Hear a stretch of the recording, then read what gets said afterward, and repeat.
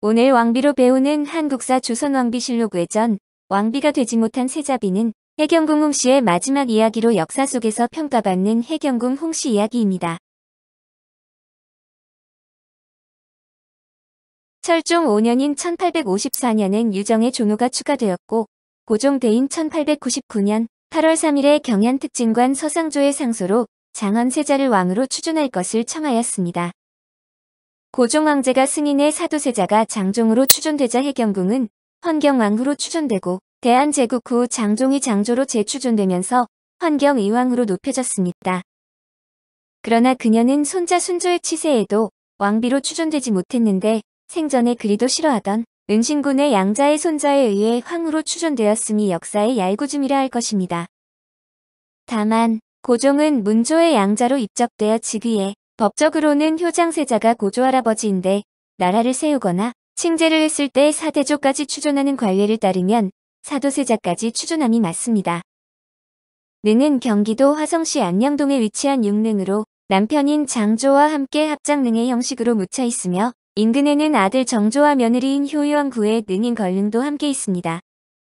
베스트셀러가 된 한 권으로 읽는 조선왕조실록에서 해경궁 홍씨의 추존시호를 경의왕후로 잘못 적어 그 잘못된 시호가 공공기관과 개인 홈페이지 여기저기로 퍼져버리고 말았습니다.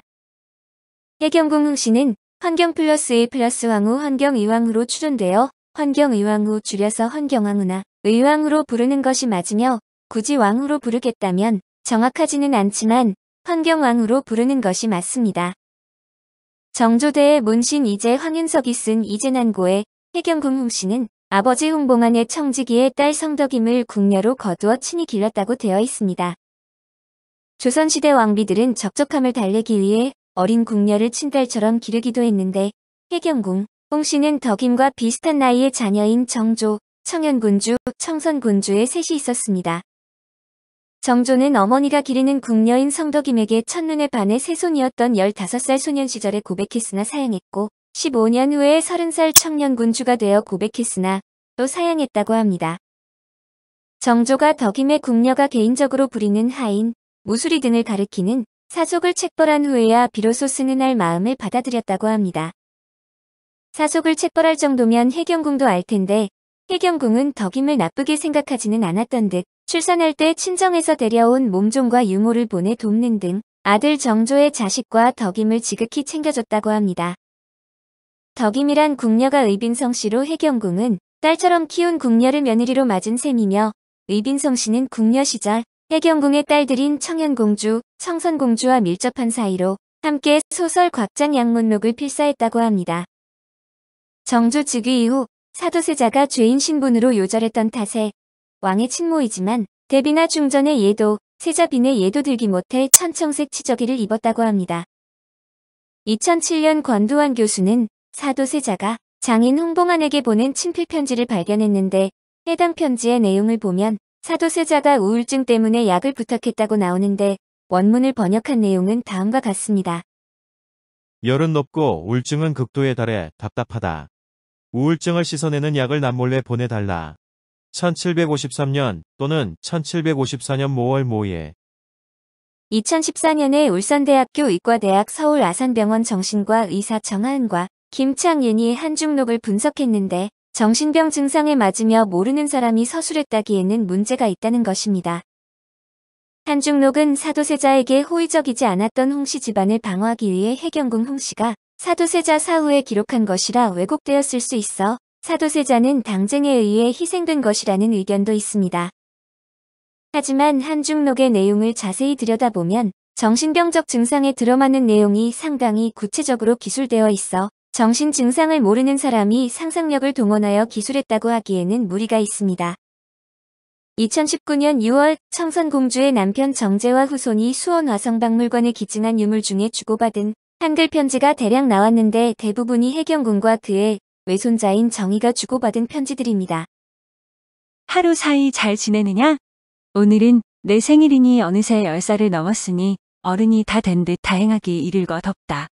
오직 너를 위하여 축원하기는 무병장수하고 학문이 진취하고 덕행이 탁월하여 금옥의 견고함과 큰 선비의 이름을 얻어 입신성취에 남부끄럽지 아니하여 칭송하는 소리가 내 어미의 귀에 들려 효도를 이루어 착한 아들을 낳은 어진 어머니의 이름을 내 어미에게 들리게 하고 모자가 100세 장수하여 어머니는 아들을 의지하여 온갖 복을 받고 아들은 어머니를 우러러 지극한 효도로 공양하여 태평한락의 자손이 면면이 이어져 정송간 가문을 일으켜 세운다고 하니 기쁘다. 오늘날 너를 생각하고 축원하는 마음이 간절하여 밤새 잠을 이루지 못하고 내가 태어나던 시간에 앉아 이 편지를 쓰니 늙은 외조모의 지극한 축원을 내 몸에 간직하여라. 섭섭하여 면포 한 필, 명주 한 필, 솜 5금 보낸다. 솜은 꽃이니 내 몸에 입어 만복이 오게 하려는 덕담이고 필묵과 편지지가 가니 갈수록 글자라고 대나무 그릇에 담아주니 대나무는 군자의 높은 절개로 비기니 그처럼 높고 굳은 사람이 되어라.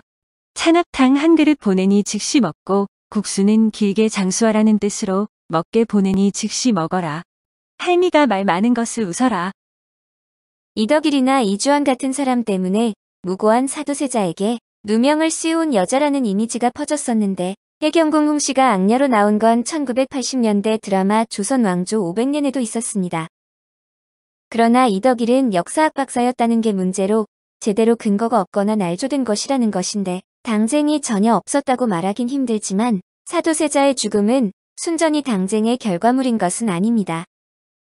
이덕일은 해경궁 홍씨를 남편을 죽음으로 몰고 간 악처라면서 사도세자의 정신병 서술을 조작이라고 하는데 사도세자의 정신병은 한중록 말고도 증거가 많습니다. 음모론자들은 정조가 즉위 후 해경궁에게 극진한 효도를 했음은 언급하지 않는데 음모론대로면 해경궁 홍씨는 아버지를 정신병자로 모함해 죽인 원수이자 정적인데 친모에게 하소연도 하지 않은 것입니다. 사도세자는 예정된 죽음을 피하지 못했지만 역적으로 죽지는 않았기에 세손을 건질 수 있었습니다. 조선은 법도를 중시하는 나라로 임금이 별난으로 규정하면 역적이 되는데 영조는 세상을 떠난 정성왕후의 목소리를 빌렸기에 역적이 아닙니다. 죄목과 형벌은 연동돼 있는데 귀주에 가둬서 죽이는 형벌은 없으므로 죽을 죄도 성립되지 않았습니다. 영조는 총명하고 효심이 지극한 세손을 수렁에서 건졌는데 구제불능의 세자는 처분하되 세손에게 역적 죄인의 자식이라는 낙인이 찍히지 않도록 해 왕통을 지켜낸 것입니다.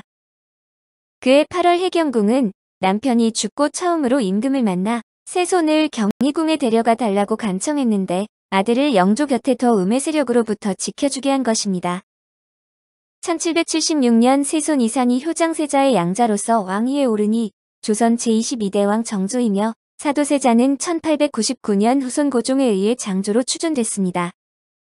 남편의 죽음을 묵인하고 자식을 품에서 놓아준 끝에 해경궁은 이들 부자가 국왕반열에 올라서는데 일조했는데 버림에 미약기여 비정한 모정이라고 할 만합니다. 영조실록 99권 영조 38년 유로월 13일 을의 두 번째 기사 1762년 청걸룡 27년 세자를 폐하여 서인으로 삼고 안에다 어미 가두다. 임금이 행례를 마치고 세자가 뜰 가운데서 사배례를 마치자 임금이 갑자기 손뼉을 치면서 하교하기를 여러 신하들 역시 신의 말을 들었는가? 정성왕후께서 정령하게 나에게 이르기를 별난이 호흡 사이에 달려있다고 하였다. 하고 이어서 협령군에게 명하여 전문을 사 5겹으로 굳게 막도록 하고 또 총관 등으로 하여금 배열하여 시위하게 하면서 궁의 담쪽을 향하여 칼을 뽑아들게 하였다. 궁성문을 막고 박을 불어 군사를 모아 호위하고 사람의 출입을 금하였으니 비록 경제라도 한 사람도 들어온 자가 없었는데 영의 정신만만 홀로 들어왔다. 임금이 세자에게 명하여 땅에 엎드려 관을 벗게 하고 맨발로 머리를 땅에 조아리게 하고 이어서 차마 들을 수 없는 전교를 내려 자결할 것을 재촉하니 세자가 조아린 이마에서 피가 나왔다. 신망과 좌의정 홍봉안, 판부사 정희량, 도승지 이장, 승지 한광조 등이 들어왔으나 미처 진언하지 못하였다. 임금이 세대신 및 한광조 4사람의 파직을 명하니 모두 물러갔다. 세손이 들어와 관과 포를 벗고 세자의 뒤에 엎드리니 임금이 안 하다가 시강원으로 보내고 김성응 부자에게 수의하여 다시는 들어오지 못하게 하라고 명하였다. 임금이 칼을 들고 연달아 차마 들을 수 없는 전교를 내려 bun궁의 자결을 재촉하니 세자가 자결하고자 하였는데 춘방의 여러 신하들이 말렸다. 임금이 이어서 폐하여 서인을 삼는다는 명을 내렸다. 이때 10만 홍봉한 정의량이 다시 들어왔으나 감히 가라지 못하였고 여러 신하들 역시 감히 간쟁하지 못했다. 임금이 시위하는 궁병을 시켜 충방의 여러 신하들을 내쫓게 하였는데 하인 임덕재만이 굳게 엎드려서 떠나지 않으니 임금이 엄교하기를 세자를 폐하였는데 어찌 사관이 있겠는가 하고 사람을 시켜 붙들어 내보내게 하니 세자가 임덕재의 옷자락을 붙잡고 곡하면서 따라 나오며 말하기를 너 역시 나가버리면 나는 장차 누구를 의지하란 말이냐 하고 이에 전문에서 나와 충방의 여러 관원에게 어떻게 해야 좋은가를 물었다. 서서 임성이 말하기를 일이 마땅히 다시 전정으로 들어가 처분을 기다릴 수밖에 없습니다. 하니 세자가 곡하면서 다시 들어가 땅에 엎드려 애걸하며 개과 천선하기를 청하였다. 임금의 전교는 더욱 엄해지고 영빈이 고한 바를 대략 진술하였는데 영빈은 바로 세자의 탄생모 이씨로서 임금에게 밀고 한 자였다. 도승지 이의장이 말하기를 전하께서 깊은 궁궐에 있는 한 여자의 말로 인해서 국본을 흔들려 하십니까? 하니 임금이 진노하여 빨리 방향을 바르라고 명하였다가 곧 그 명을 중지하였다. 드디어 세자를 깊이 가두라고 명하였는데 세손이 황급히 들어왔다. 임금이 빈궁세손 및 여러 앙손을 좌의정 홍봉안의 집으로 보내라고 명하였는데 이때의 밤이 이미 반이 지났었다. 임금이 이에 전교를 내려 중회에 반시하였는데 전교는 사관이 꺼려하여 감히 쓰지 못하였다. 2000년대 이전까지는 억울하게 남편을 잃은 비운의 여인이란 이미지가 컸으나 노론 음모론이 제기된 이후 친정의 영달을 위해 남편과 자식을 버린 비정한 인물로 묘사되는 경우가 잦았습니다. 하지만 노론 음모론이 근거 없음이 된 2010년대 중반 이후 다시 옛날의 비운의 세자빈 이미지를 재조명하는 경향이 커졌고 서슬퍼런 전국에서 정조를 영조에게서 지켜내는 강인함이 부각되기도 합니다. 1979년 MBC 드라마 안국동 아씨에서는 김영란이, 1988년 KBS 드라마 하늘아에서는 하이라, 1988년 MBC 드라마 조선 왕조 500년 한중록에서는 최명길이 연기를 했습니다. 1991년 KBS 드라마 왕도에서는 정형숙이, 1998년 MBC 드라마 대왕의 길에서는 홍리나가, 2007년 채널 CGV 드라마 정조암살, 미스터리-8일에서는 정혜리가 연기했습니다. 2007년 MBC 드라마 이선에서는 견미리가, 2008년 KBS 다큐멘터리 한국사전에서는 이선영 아나운서가, 2014년 SBS 드라마 비밀의 문에서는 박은빈이 연기했습니다. 2015년 KBS 드라마 스페셜 붉은 달에서는 박하나가, 2021년 MBC 드라마 옷소매 붉은 끝동에서는 강말금이, 2014년 영화 영린에서는 김성령이 연기를 했습니다. 2015년 개봉한 영화 사도에서는 문근영이 연기했으며 영국인 작가 마가렛 드레블이 해경궁 홍씨의 이야기를 듣고 붉은 왕세자빈이라는 작품을 썼습니다. 강미강 작가의 소설 옷소매 붉은 끝동에서는 효강혜빈으로 등장하며 김경민 작가의 소설 왕의 언약과 사도세자에서 해경궁으로 등장합니다. 오늘까지 3회에 걸쳐 조선시대 왕세자빈으로 가장 유명한 여인 해경궁 홍씨에 대해 알아보았는데 해경궁 홍씨가 지은 한중록의 의미 있는 몇 구절로 마지막을 대신합니다. 내가 어린 나이에 이런 거룩하신 아들을 두고 갑술년에 군주 청년을 낳고 병자년에 청선을 또 얻었다. 청년은 기질이 온유하고 너그럽고 청선은 기상이 단아하고 온화하여 내 손 안에 두 구슬이었다. 내 팔자를 누군들 부러워하지 않았으리요. 영조는 세자가 이렇게 해도 화를 내고 저렇게 해도 화를 냈다. 심지어는 천재지변이 나도 세자에게 덕이 없어서 그렇다라고 했다. 그래서 세자는 가뭄이 들거나 겨울에 천둥이라도 치면 또 무슨 꾸중을 들을까 근심 걱정으로 마음의 병이 깊어졌다. 지켜보는 빈궁도 간이 타고 애가 말랐다. 지극히 인자하시고 밝고 총명하신 임금께서 어찌 귀한 아드님 마음에 병이 드는 줄을 모르실꼬.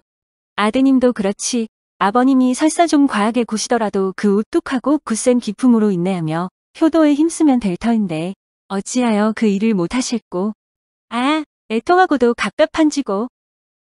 주상께서 갑자년에 모두 크게 풀자 하시기에 내가 갑자년이면 내 나이가 70일 텐데 내가 70까지 살기도 어렵거니와 혹 살아있더라도 주상이 오늘 하신 말씀을 어기면 어찌여? 하고 불만스럽게 말했더니 주상께서 화를 내셨다. 설마 70 노인을 속이겠습니까? 오늘까지 3회에 걸쳐 왕비로 배우는 한국사 조선왕비실록 외전 왕비가 되지 못한 세자빈 해경궁 홍씨 이야기였습니다.